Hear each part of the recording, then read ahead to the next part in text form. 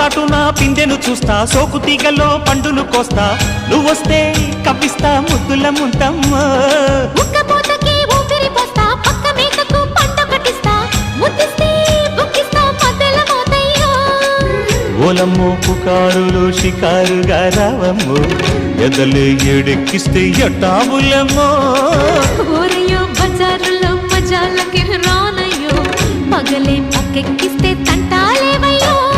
మిట్టిల మీదున్న మిస్సమ్మయ్య సంటే వడ్డీలతో పాటు ఒళ్ళోకి వస్తుంటే పొగ